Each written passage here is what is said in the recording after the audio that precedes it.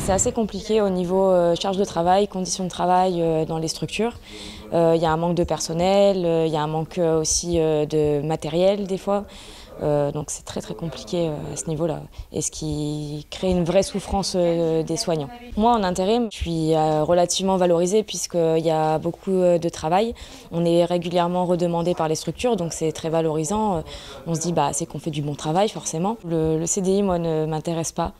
Parce que je trouve, ça fait 2 ans que je fais de l'intérim et je trouve vraiment que c'est une bonne solution et ça me permet de mieux aimer mon métier même.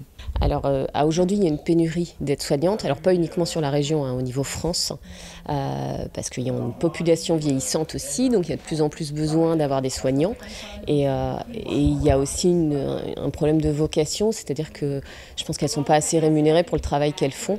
Et il y a peut-être moins de personnes qui souhaitent être aides-soignantes à aujourd'hui. Alors en fait, la tendance, elle est en effet plus sur le CDD et l'intérim parce que c'est un réel choix de vie.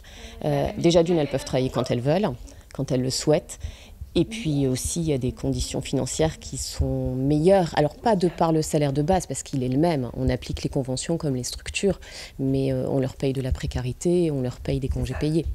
Donc mécaniquement, elles sont mieux payées en intérim ou en CDD. En fait, c'est un cercle vicieux, c'est que mécaniquement, les personnes ne veulent plus faire ce métier-là et ça amène de la pénurie et de la souffrance au travail. Et le salaire n'est pas valorisé par rapport au travail qu'elles font. Elles travaillent tous les week-ends, elles travaillent la nuit, elles travaillent, elles sont le jour de Noël tout le temps.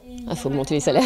Il faudrait que toutes les structures, d'un commun accord, puissent augmenter les salaires. Que ça créerait aussi des vocations et des envies de faire ce métier. S'il y a plus de monde dans les services, les conditions seront automatiquement améliorées. Parce que c'est ça aussi qui pose problème, c'est qu'il y a de l'absentéisme et elles en subissent les conséquences.